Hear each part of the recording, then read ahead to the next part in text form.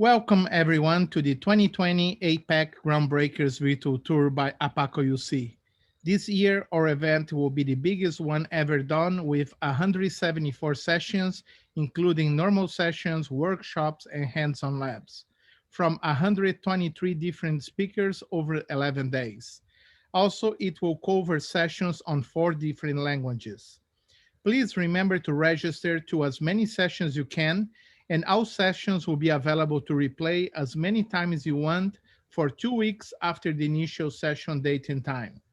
You can also interact with the speakers at any time during that 2 weeks by posting questions or comments directly in the playback session page. I would like to say thanks to all Oracle user groups and Java user groups that made this event possible, and also to our sponsors, Oracle Groundbreakers and CloudDB. Now for today's session, on the way to the least privilege principle, privilege analysis with the Oracle database by Markus Flechtner.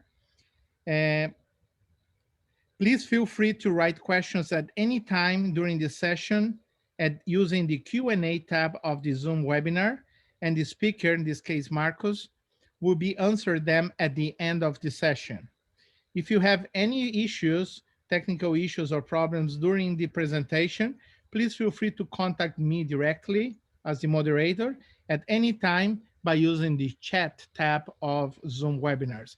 That means please use the Q&A tab to ask questions to Markus. He will be answered at the end of the webinar, and use the chat one to chat with me, the moderator, if there's any issues. Now, without any more delays, I would like to leave you with this amazing session by Markus Flechtner. Markus, I'm going to stop sharing my screen. There we go. Now you can start sharing yours and take control. Okay, so I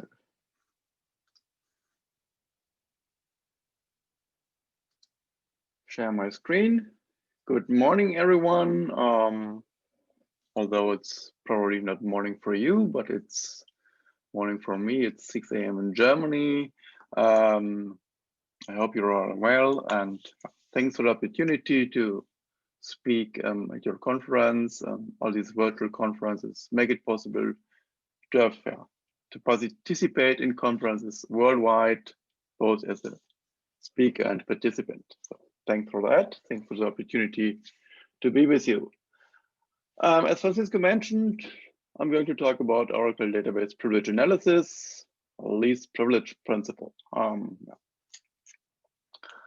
I'll start with some words about me. Does it work? No, it doesn't work. Okay. As mentioned, I'm from Germany. I work for Trivaris, which is a small Swiss-based company, about 700 employees. Some of my colleagues are well known in the Oracle community. Perhaps you know them, like Philip Salvesberg, Chris Antognini, probably the most favorite, Danny Sneeder, and some more. Yeah. A long time ago, studied mathematics.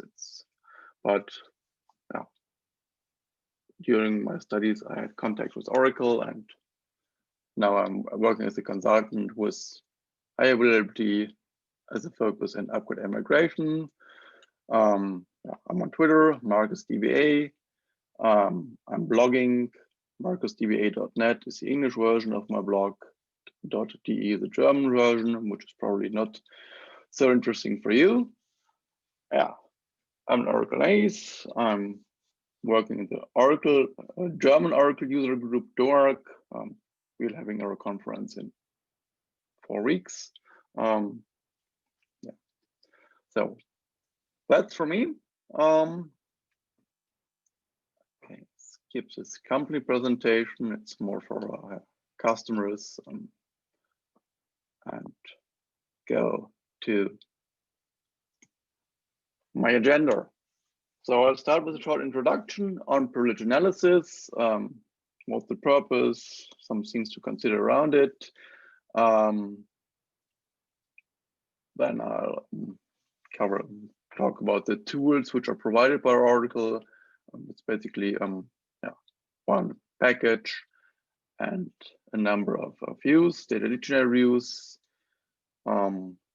Main step is the workflow, how to gather all these privileges and to evaluate the results and create your own roles and a set of privileges to adopt this least privilege principle according to the needs of your application.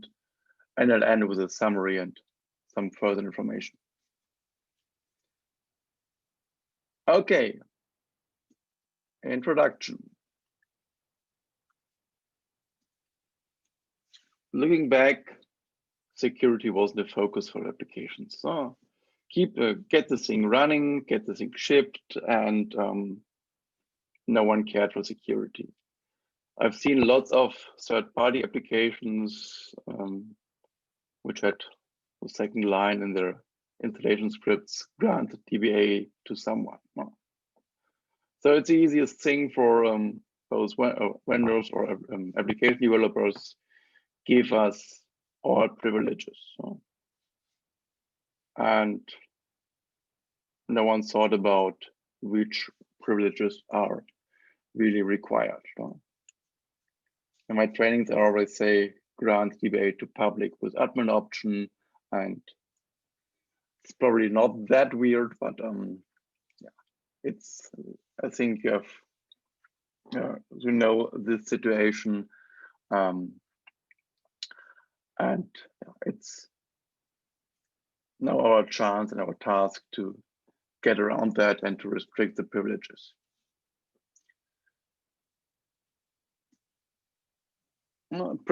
Release privilege principle was created in 1974.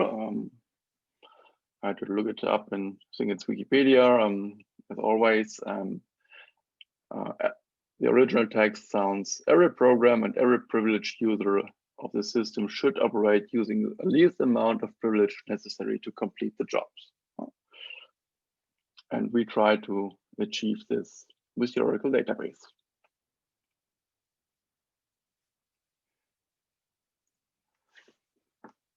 And Oracle gave us a great tool with Oracle 12c, which was called privilege analysis, which is called privilege analysis. Oracle can capture all the privileges which are used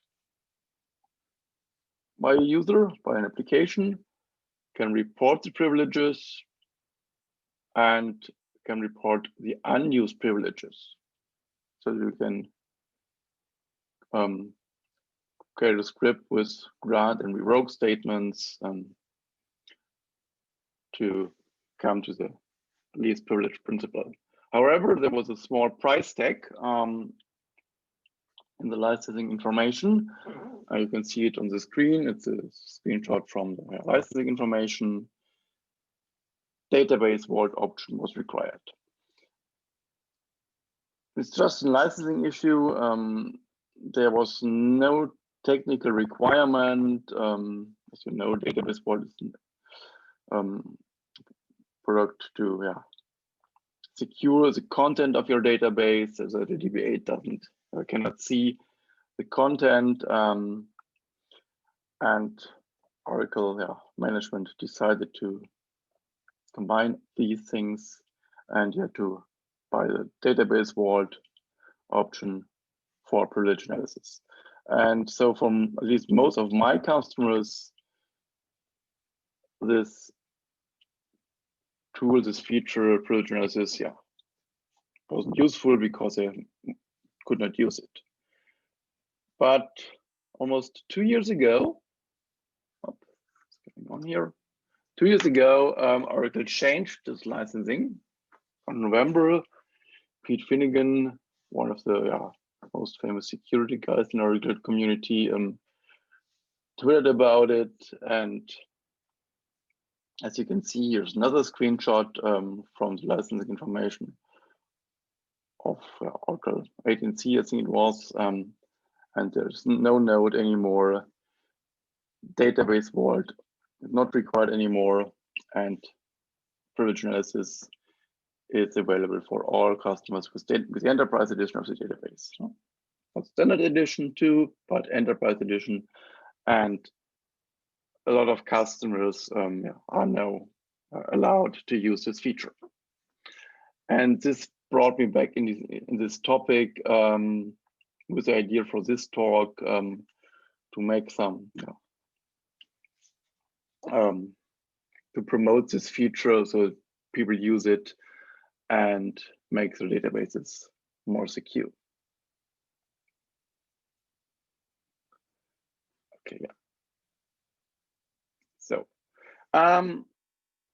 basically, privilege analysis is the technical part. And I remember a discussion with a customer in Germany. The regulations, the law in other countries may be different, but in Germany we have got a called Workers' Council, and they have to be contacted if you, for example, they have to be contacted if you want to audit your users. And logging the usage when was which privilege used is kind of auditing. And so we have to contact them, and because they gave us their permission, but keep that in mind to ask the responsible people if it's okay to do such kind of auditing.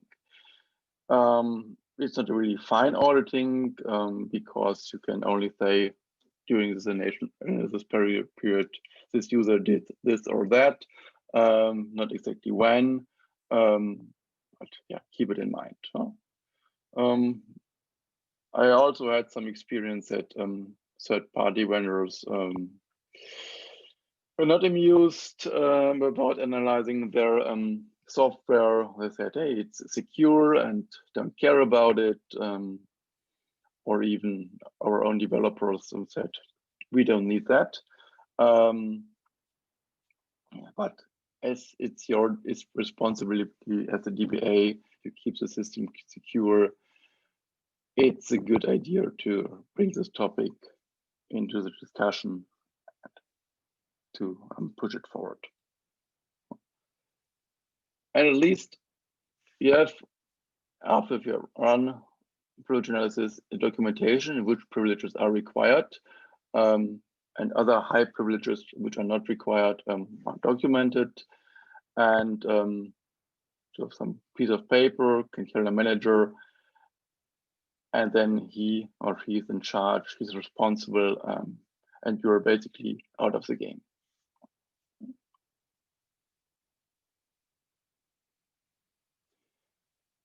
Okay, what are the tools for the packages and the dictionary objects which Oracle provides for privilege analysis? There's basically one package, DBMS privilege capture, and a number of dictionary views, DBA views, CDB views. Okay. Package DBMS privilege capture. Here I've listed the procedures which are provided with this package, and this basically gives the workflow for privilege analysis. You create a capture policy with this create capture procedure. We'll come to the details later. You enable it, then you have to run your application, and then you disable it. During this analysis period, the data is captured in memory, and the data is copied, transferred into these dictionary views, which are with the procedure generate result, and then you can evaluate results. For cleaning up, there are the packages drop, capture, and delete run. Delete run means deleting the results. Capture dependency privs is for PL/SQL programs. There's this thing with definers right and users right, and workers right, sorry. And this functionality has to be enabled after enabling the capture. It's an additional procedure so that you can privilege analysis can capture these special privileges and take the session context into consideration. Okay, and there are lots of dictionary use. DBA priv captures, which policies and runs are defined. There are some internal tables, priv capture dollar, capture priv dollar, and capture run log dollar. All of them are the two of these are the sysaux table space. Keep it in mind, the sysaux table space is used more and more by Oracle, and it's growing and growing. But you usually do not need these internal tables. As always, there are some DBA views on the content. So, and here are these DBA views, basically result views for the privilege analysis. You can see two columns in this table. There are always views for the used privileges and for the unused privileges. DBA unused, DBA used on the left side, DBA unused, sorry, on the right side. DBA used privs, overview of all privileges, and then some different groups, different DBA used pub privs, public privileges which were used, sys privs, system privileges which were used, and there's always the path how privileges have been granted. Think about roles, one role granted to another role, finally granted to a user. And taking this path, you can find out how a user gets these privileges. The same is for object privs and user privs. And of course, you have CDB views for a container database available for these DBA views too. But keep in mind that you have to define these policies and enable and disable capture on the PDB level.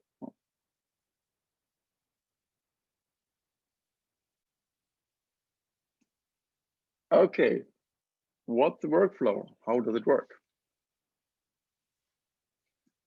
First thing is you have to define what to capture. You have to identify the application somehow, either because it's using a specific user or a group of users, or using a specific role. All users have been granted a specific role, or by a session context. These are the ways how Oracle can identify a session for privilege analysis. And you can capture privileges from all database activities or role privileges, or at least for the sessions with a specific context. There's only this context allowed for that, but it should be sufficient for most cases. Okay. The capture type I mentioned, you have some constants, G database, which means all database activities. This may lead to a very large set of data, G role for specific roles, G context for specific session context, and you can combine both of them, G role and context. Specific user or role, sorry, in a given context.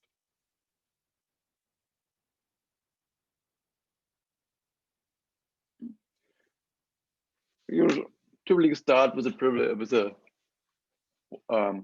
procedure create capture, provide a name for the capture, for the policy, can provide a description, type.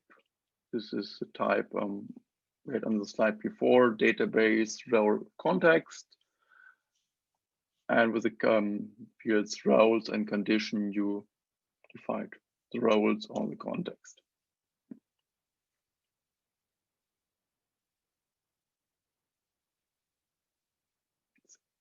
Here's an example.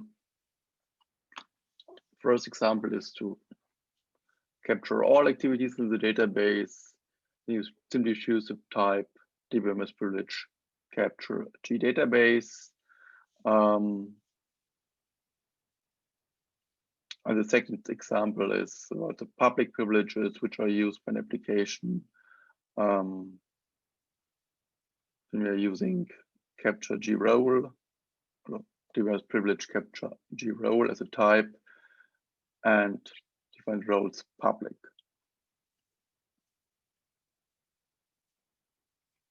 This can help you to eliminate all these public runs.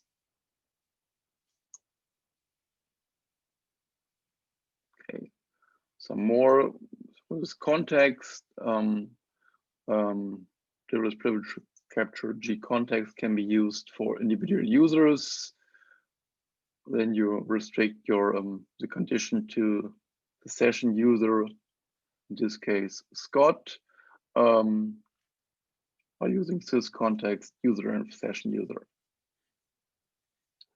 And as a final example, one policy which combines both context and roles. Scott has been granted the DBA role, and we want to find out which DBA privileges are really used by Scott, which are required for his work. So we provide the role DBA and this context session user Scott. You can have multiple policies in the database, but only one capture can be enabled. So we have to keep that in mind.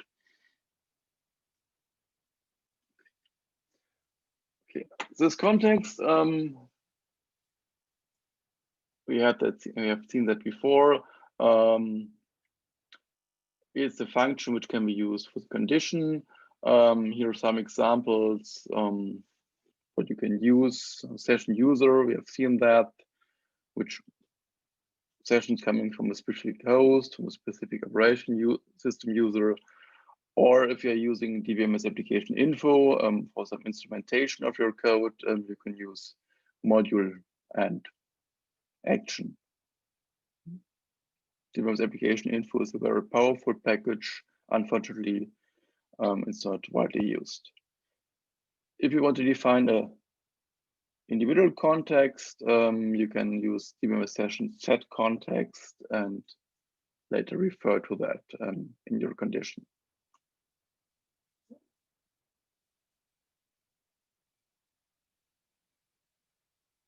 Okay, starting the capture, DBMS privilege capture, enable capture. You provide the name of the policy and you can provide a run name. So it can run, test it multiple times and check the results afterwards. And we can see, we'll later see that it's a good idea to have multiple runs for the same policy.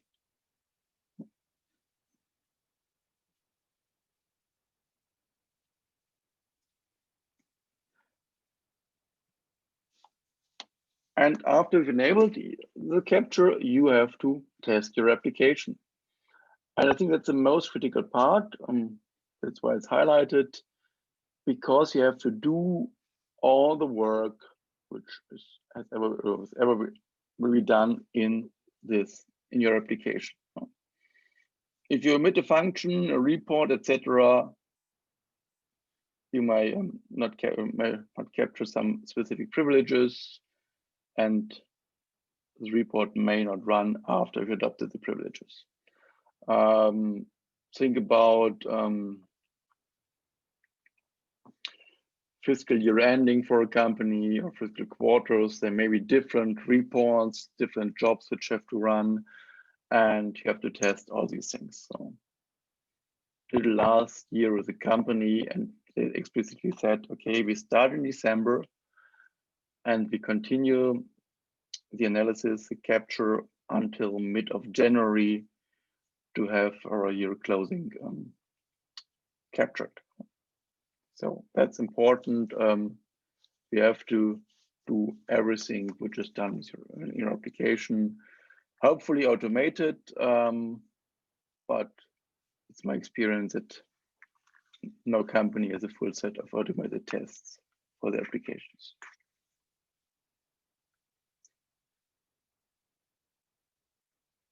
Okay, after you've completed your tests, you have to disable the capture, which means stopping capturing the results. DBMS privilege capture, disable capture. So you just provide the name of the policy in this case. As I mentioned, only run for a policy can be enabled at a time. The current run will be stopped.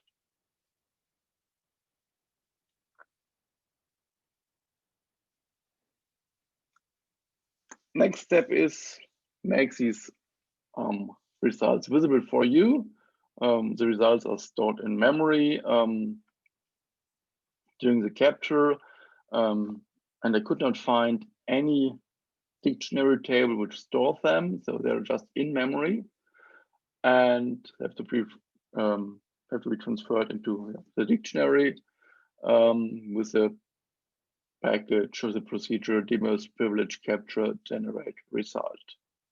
Provide the name and the run, and if you have some Sql code and yet enabled capture dependency privs, you can define a set dependency equal to true for these dependent privileges. And this procedure fills the DBA used and unused views, and then you can evaluate the results. Okay. Here's an example. Provide the name and the run. You can stop it for a policy. Then you will not have the run name in the results table, which is okay. To do not lose any privilege information. Yeah, some things around that. You need a role, capture admin for the for using DBMS privilege capture. I already mentioned that only one capture can be active at a time. One, not really tricky thing, but one thing which has to be kept in mind. I mentioned that the results are in memory only while the capture is running. If you bounce the instance, if your server boots, the privileges which have been captured are lost. But when you restart the database, the privilege is active again. So you can, the result tables growing. You have to do the housekeeping with delete, run, or drop policy yourself.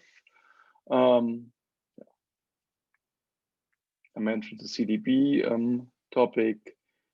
As there are CDB views, you can evaluate the results on the CDB level, but analysis has to be done on container level. I've seen no performance impact. That's a question which is always asked by customers, but I did it with 3 customers in the last year, and we could not see any impact. So it's, can be neglected the impact. It's has an impact. As mentioned, it's stored in the sysaux table space. If space is an issue, there can be the following workflow as an option. You run daily captures, which is beneficial in two ways. Either, well, one is that you keep the amount of space used in the sysaux table space very limited. And the second, if in case the instance crashes, you will not lose all the data, it was just data from one day. So you can create a database job, which steps in with a running capture. You disable the capture, generate results, and then you move the data from the sysaux table space, from these DBA used and unused views in your own tables. Then you delete the run, so will free up the space in the sysaux table space, remove the data in DBA used and unused views, and then you enable the capture again. The same capture with a different run name. The advantages are, as mentioned, less space in the sysaux table space, less risk of losing data to the system, crash, and you have a more information when a privilege was used. So you have to provide create a database job for that, but it seems it's not that difficult.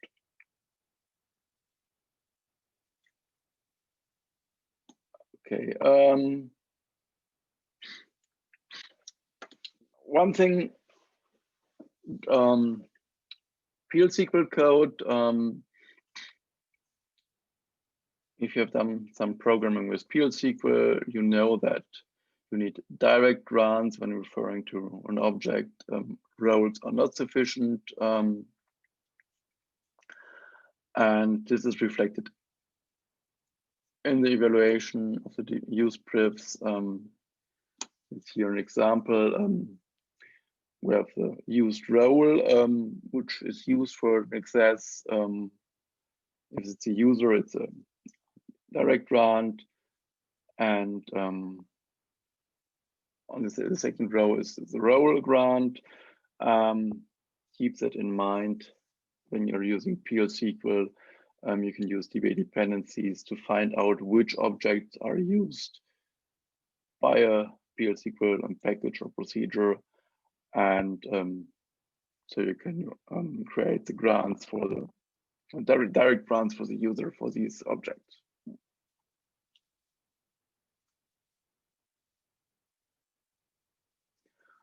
Okay, now we have got the data, sorry, and now we have got to evaluate the results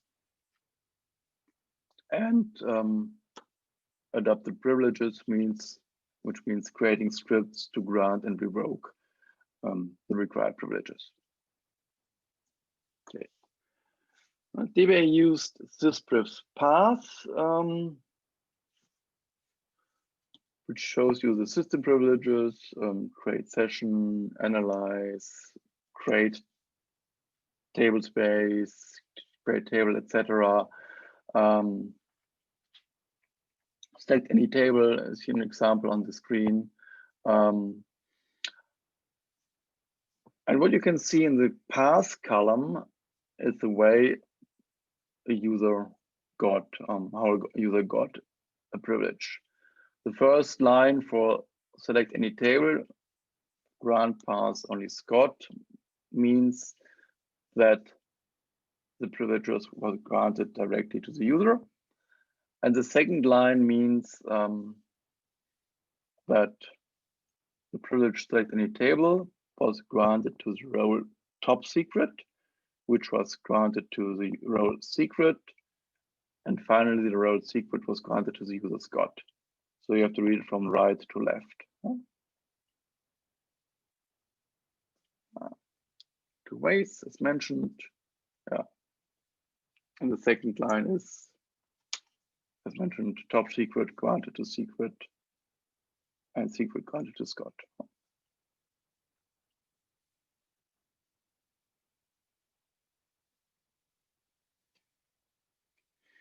DBA used object privs, which lists all objects which have been used by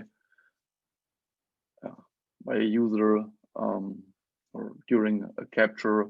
There are some standard things that DBM's application info, URL table, and in my case, HR user for my demo with the table departments and employees.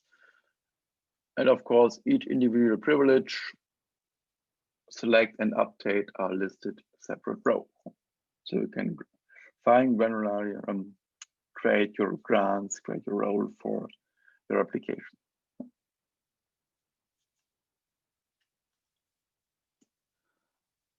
All privileges, which is a DBA use privs. You have some more columns. You have the object priv column and the sys priv column. Referring to either system privileges or object privileges. I have listed all the columns in this view. So if you see when you see the row with the select any table privilege, that's some slides before.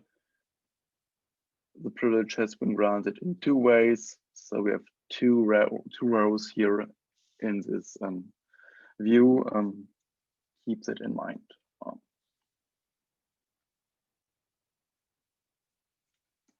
So unused privileges, same again.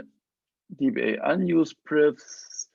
The list is usually much longer than the used privs. Set in a dictionary, and you can see the $4 views. Someone has granted some monitoring privilege to the Scott user Scott. Unused privs can be revoked easily as they are not needed.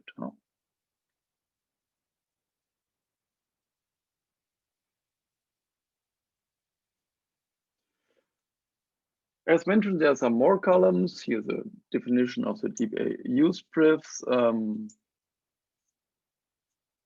did not mention the sequence column. So this gives you the time information when which sequence privilege was used. And you can see from which operating system user, which host the statement came. So as mentioned, it's kind of auditing.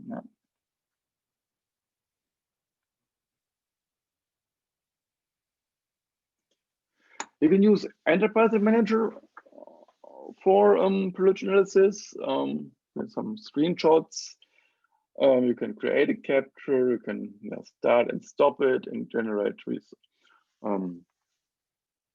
reports and view the reports.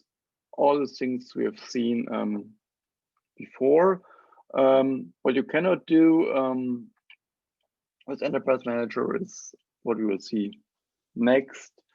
You cannot create, grant, and revoke statements from Enterprise Manager. You have to do this with your own tools, SQL Plus, SQL Developer, whatever. But the basic management we have seen and starting and stopping the capture can be done from Enterprise Manager.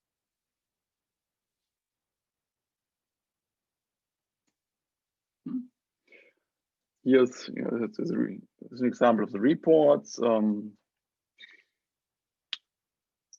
You can see the unused and used privileges, system privileges.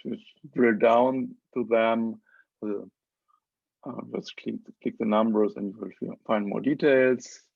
It's basically the same we had seen before.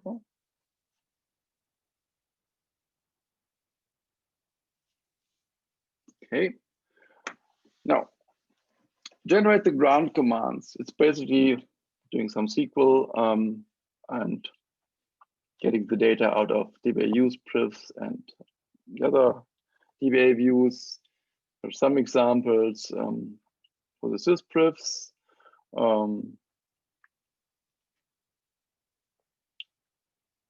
I excluded any privilege, like select any table from this grant, because any privileges are not really good in terms of security. You can use this statement for your own grant statements for creating your own grants. Next step is for the object privileges. Taking this from Norman Sibling from Oracle Germany, so credits to him. And here you can see that we transfer, or that I transfer all these any privileges to individual privileges, either due to the syntax conditions, syntax requirements, otherwise the statement wouldn't work. And as mentioned, all these any privileges should be avoided, in my opinion.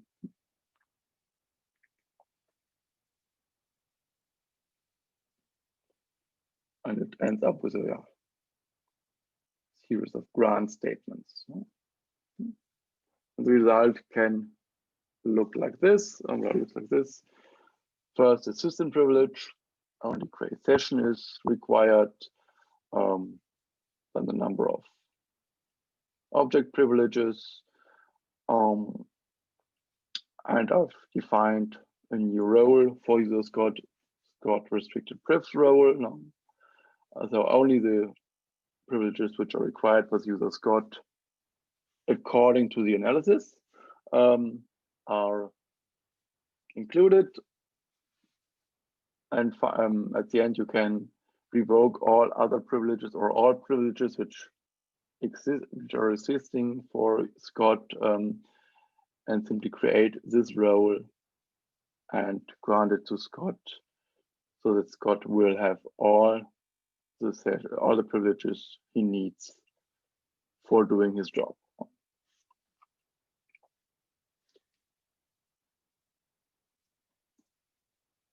And that's it basically. We come to the summary. I think it's a great tool. It's useful since Oracle has lifted this license restrictions. You can make it part of your tests.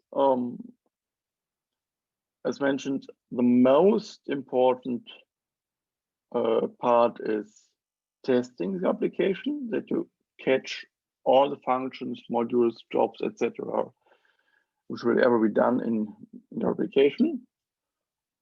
And then you can make your application, your database, more secure. Here's some more links. Documentation, Oracle documentation, so good information, security guide. There's one Moss note, another blog entry by Kevin Zorma. I think he's on the speaker list today for the conference. Just gives you a good start for this privilege analysis. Okay, and that's it. Are there any questions in Q&A? Hi, Markus. See it. Yeah, no questions in Q&A at the moment. Let's give a couple minutes to see if anyone will post any questions. Sure. Otherwise, the replay of the session will be available in a few hours, and the people will be able to play back the session for 2 weeks from today. And in the replay page, the people can also post questions or comments for you, and you'll be notified when that happens, and you will be able to respond on your earliest convenience. Okay, thank you. And here on this slide, you can see my contact data. Drop me a line by email or on Twitter if you have any questions, and that's another way to ask questions to me. So thank you. Thank you, everyone. And no questions in that case. It's just compliments from Babu about thanks for the nice presentation. And thank you, Markus, for sharing your knowledge with the community. And I hope, wish you all the best and you have a fantastic day in front of you, or night. I don't know what time is for you. And we will be enjoying the conference, and hopefully everyone will be enjoying the conference for the next few days too. Thank you, everyone. Yeah. Thank you.